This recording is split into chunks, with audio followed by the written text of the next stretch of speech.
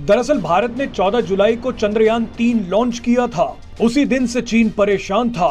चीन नहीं चाहता कि भारत का मिशन सफल हो पाए।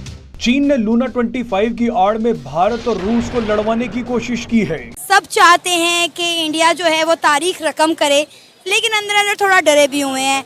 तो विक्रम लैंडर जो है वो रेडी है लैंडिंग के लिए, क्या कहेंगे आपको? मैं पूरा उम्मीद हूँ कि वो सक्सेसफुल होंगे अपने इस मिशन में, और हम भी बॉर्डर पार से हम दुआगो हैं कि अल्लाह उनको भी जो इस वक्त इनका चंद्रयान 3 गया उसके लिए भी मैं दुआ करती हूँ कि बिल्कुल सक्सेसफुल हो।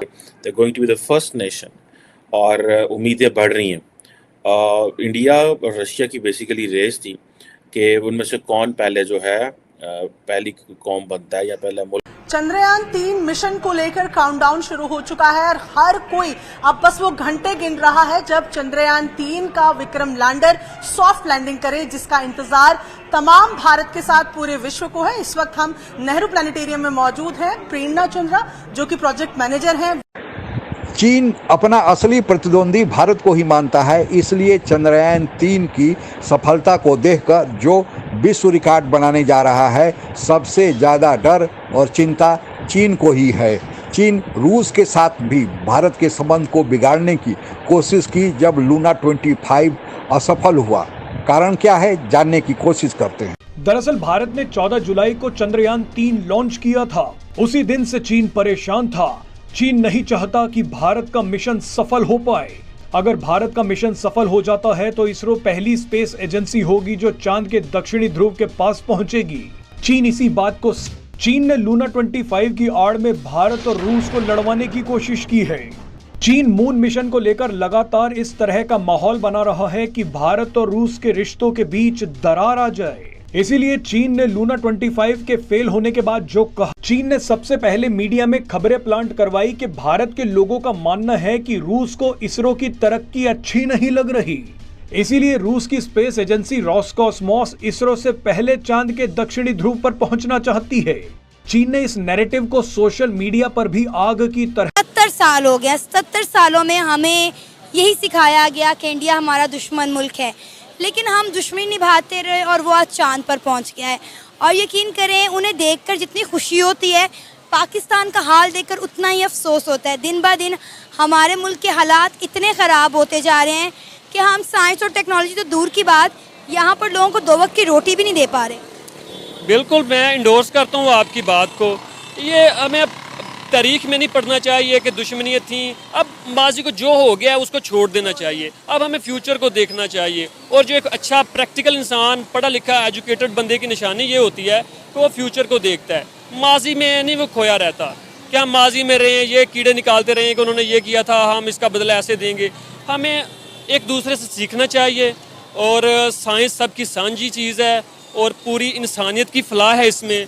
और फिज़िक्स हो गया, मैथमेटिक्स हो गया, और ये कॉस्मोलॉजी, तो इनमें मिलके जिस तरह आज कनाडा और अमेरिका है, जर्मनी और फ्रांस है, इस तरह पाकिस्तान और इंडिया का भी एक कैप्शन में कि अगर इंडिया का लास्ट टाइम आपने देखा था कि वो जो चंद्रयान 3 अभी जा रहा है, तो उससे पहले जो उन्होंने भेजी थी, हाँ, तो 2 साल पहले जो उन्होंने भेजी थी तो वो फ्लॉप हो गया था। तो यहाँ पे फवाद चौधरी समेत सारे भंगड़े डाल रहे थे, बजाय इसके कि इनको शर्म आती कि उन्होंने कम से कम ट्राई तो किया। ट्राई करने की हालत में भी नहीं। आरजू, that was not a flop मैं नहीं कहूंगा उसको। हाँ, इस माइंडसेट के लोग हैं। तो आरजू एक चीज है ना, मसला पता है क्या है, हमें पता है अपना कि हम कितने पानी में। हमने तो न चांद पे जाना है और ना हमारे पास कोई सोच है, कोई फिक्र है, ना कोई और चीज है। तो हम तो इसलिए कह रहे हैं कि शुक्र है कि वो है ना, वो जिसे कहते हैं ना कि जेलस होना। ये जेलसी यही होती है कि आप खुद तो नहीं कर सकते, लेकिन दूसरा अगर नहीं कर पाता या कर रहा है तो आपके लिए क्यों कर रहा है।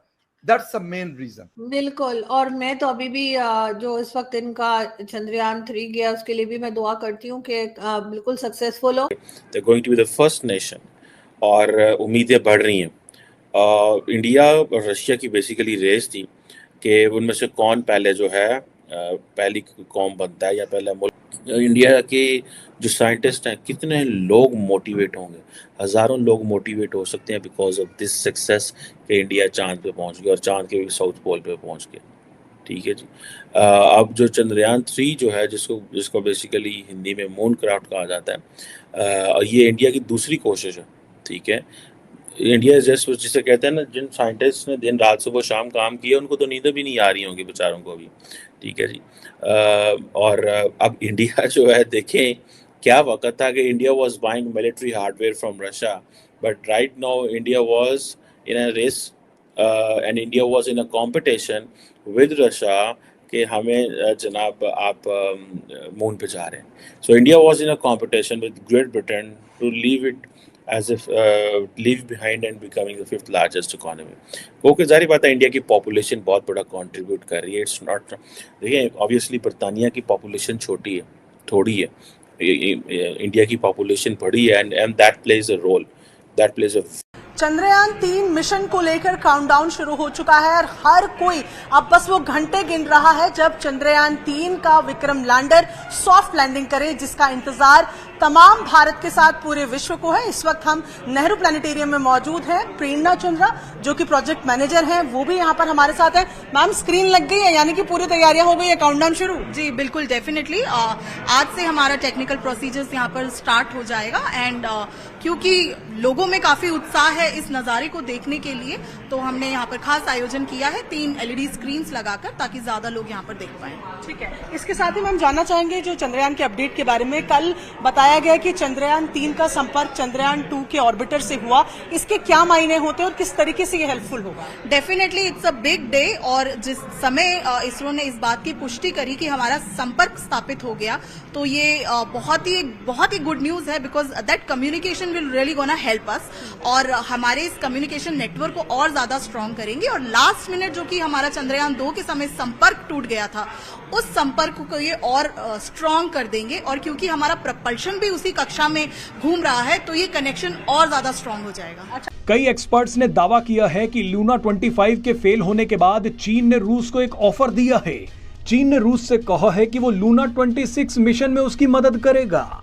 चीन तो अचानक उस ऑफर को भी हथियाने की कोशिश कर रहा है जो रूस ने हाल ही में भारत को दिया है।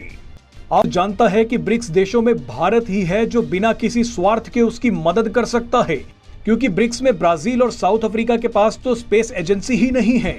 इसके अलावा चीन भी इस प्रस्ताव पर पहले दिलचस्पी नहीं दिखा रहा था, लेकिन अब अचानक चीन ने दिलचस्पी। पहले अंतर्राष्ट्रीय मीडिया में यह बताया जा रहा था कि चीन का असल प्रतिद्वंदी अमेरिका है, क्योंकि चीन अमेरिका की जगह सुपर पावर बनना चाहता है।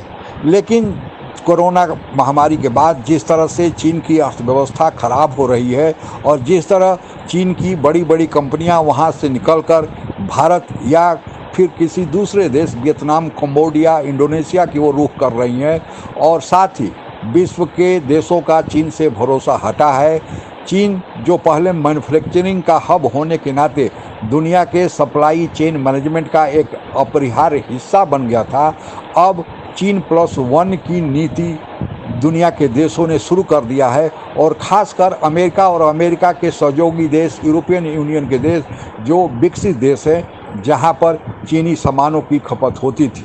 चीन गरीब देशों में तो वन बेल्ट वन रोड कार्यक्रम बनाकर वहां अपनी माल को पहुंचाना चाहता था, खपत करना चाहता था, लेकिन चीन का वन बेल्ट वन रोड कार्यक्रम भी लगभग तबाही के कगार पर खड़ा है। श्रीलंका और पाकिस्तान की स्थिति से पूरी दुनिया अवगत है कि किस तरह दोनों देशों का दिवालिया चीन ने निकाल दिया। उसी तरह साउथ अफ्रीका के गरीब देशों को, जिसे चीन ने कर्ज देकर वन बेल्ट वन रोड कार्यक्रम के तहत अपने जाल में फंसाया था, वहाँ पर भी अब दिवालियापन की शुरुआत हो गई है। अब जो कर्जा वे चीन से लिए थे वे लौटाने की स्थिति में नहीं है। अमेरिका सहित यूरोपियन यूनियन के देशों में मंदी है, इस कारण चीन में भी मंदी आ गई है, और चीन में मंदी जब आ गई है तो अब चीन अपना असली प्रतिद्वंदी अमेरिका के बजाय भारत में देख रहा है, क्योंकि दुनिया के सारे आर्थिक संस्थाओं का यह एक स्वर से कहना है कि भारत की अर्थव्यवस्था अगले दहाई तक इसी रफ्तार से चलते रहेगी। यही कारण है कि अब चीन भारत से संबंध सुधारने की जुगाड़ में है, और चाहता है कि भारत जो विश्व की तीसरी अर्थव्यवस्था बनने जा ही रहा है, अब चीन का अगर अमेरिका और यूरोपियन देशों ने बहिष्कार कर दिया उसके सामानों का, तो चीन के मालों की खपत कहाँ होगी। गरीब देश तो वैसे ही चीनी मालों को लेने की अब स्थिति में नहीं है। यही कारण है कि चीन जब भी कोई भारत से विकास की बात होती है, चीन को सबसे ज़्यादा चिंता होती है कि कहीं हमारा प्रतिद्वंदी कहीं हमसे आगे न निकल जाए। और यही कारण है कि भारत के चंद्रयान की जब सफलता को चीन ने देखा तो चीन में चिंता व्याप्त कर गई कि आखिर भारत इतना कैसे टेक्नोलॉजी में आगे चला गया, क्योंकि आने वाले समय में जो देश स्पेस पर राज्य करेगा वही युद्ध में विजयी होगा। क्योंकि युद्ध में जितने भी ड्रोन हो या और सारे हवाई जहाज हो, मिसाइल्स हो, रडार सिस्टम्स हो, सारे जो चलते हैं उनमें इंटरनेट की या संचार के साधन की आवश्यकता होती है, और सारे संचार के साधन सैटेलाइट से नियंत्रित होते हैं जो स्पेस में ही रखा हुआ है, बना हुआ है। और यही कारण है कि चीन ने जब रूस ने लूना 25 छोड़ा तो चीन रूस के लूना 25 की तारीफ करने लगा, और जब लूना 25 ध्वस्त हो गया तो चीन ने अपने मीडिया के माध्यम से यह कहना शुरू किया कि भारत के लोग खुश हैं, क्योंकि भारत और रूस के बीच संबंध अच्छे हैं। चीन उसमें किसी न किसी तरह से दरार डालने की कोशिश किया लेकिन नाकाम रहा। उसकी चिंता हो तो हो, क्योंकि भारत तो पूरे मानवता के लिए काम कर रहा है। अब चीन की नाराज़गी से भारत का कोई लेना देना नहीं है। आज के लिए बस इतना ही। जय हिंद। और ऐसे ही तमाम जानकारियों के लिए हमारे वीडियो को लाइक करें, सब्सक्राइब करें और बेल आइकन को दबाना ना भूलें।